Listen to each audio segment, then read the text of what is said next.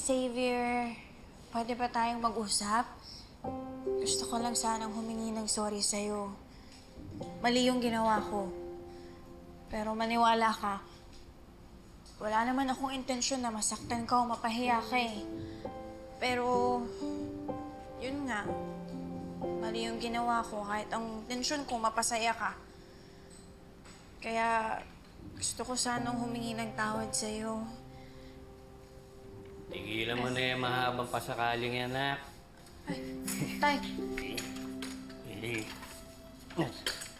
Kung ako sa'yo, tawagan mo na lang. Huwag ka na mag-explica, mag-sorry ka na lang, period. Eh, tay, paano po kung hindi niya ako patawarin? Alam mo, anak, hindi mo naman mapipilit ang tao na magpatawad. Hindi ka naman niya patawarin, hindi naman yung rason para humingi ng dispensa. Lalo na kung alam mo, na ikaw pa yung nakasakit sa kanya. Dami ko pong tanong eh, na hindi ko pa nga sigurado kung sasagutin niya yung tawag ko eh. Subukan mo lang, malay mo naman.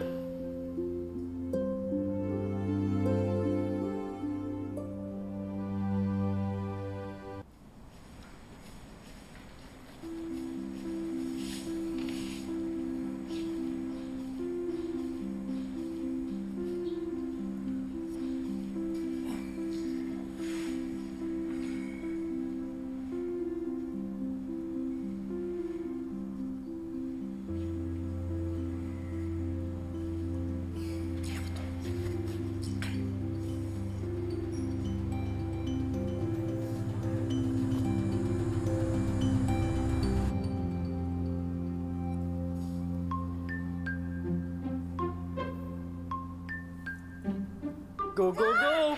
Ano ba? Panira ka ng diskarte. Ito naman, no? Galit agad. Nandito lang naman ako para sa moral support, no? Sige na, tawagan mo na. Ito na nga.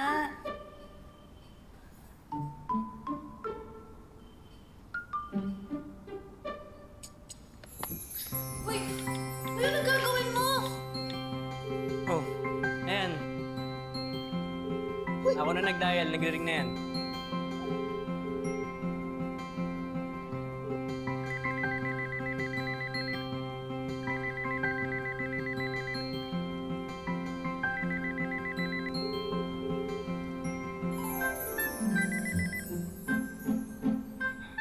Sino to? Xavier? Okay. Sinagot ko lang yung tawag mo para sabihin sa'yo na ayaw na kita makita. Kung ano mang connection natin, tinatapos ko na ngayon.